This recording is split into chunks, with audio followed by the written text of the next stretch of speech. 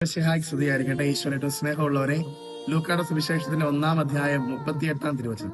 ഇതാ കർത്താവിന്റെ ദാസി, നിന്റെ വാക്ക് എന്നിൽ നിറവേറട്ടെ. പരിശുദ്ധ അമ്മ പറയുന്ന ഒരു വചനമാണ് പ്രിയമുള്ളവരെ. ഈ പ്രഭാതത്തിൽ ഈ വചനം തിരഞ്ഞെടുക്കാനുള്ള പ്രധാനപ്പെട്ട കാരണം, അമ്മ എന്റെയും നിങ്ങളുടെയും ജീവിതത്തിൽ വല്ലാതെ മാതൃകയാക്കേണ്ട ഒരു വ്യക്തിയാണ്. എത്രത്തോളം പ്രത്യാശ നിറഞ്ഞൊരു വചനമാണ് പരിശുദ്ധ അമ്മ മാലാഖയോട് പറയുന്നത്.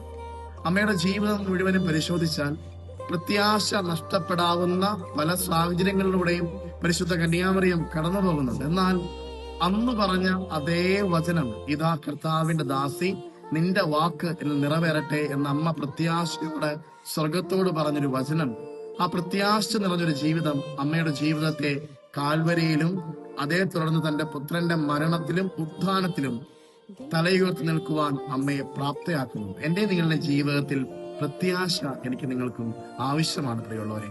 എല്ലാ കാര്യങ്ങളും നടന്നുകൊള്ളും എന്നുള്ളത് പ്രത്യാശയാവുന്നില്ല. അത് ശുഭാപ്തി വിശ്വാസം മാത്രമേ ആവുന്നുള്ളൂ. It's an optimism. അതിനപ്പുറത്തേക്ക് അതാവുന്നില്ല. എന്നാൽ മറിച്ച് എല്ലാ കാര്യങ്ങളും ദൈവം നോക്കിക്കോളും, കർത്താവ് കരുതിക്കോളും, കർത്താവ് പോറ്റി പുലർത്തിക്കോളും. ഇതാണ് പ്രിയമുള്ളവരെ പ്രത്യാശ. ഇന്നലെ വരെ പോറ്റി പുലർത്തിയ ഒരു ദൈവം ഇന്നും നാളെയും എന്റെ ജീവിതത്തെ അത്ഭുതകരമായി പോറ്റി പുലർത്തിക്കൊള്ളും.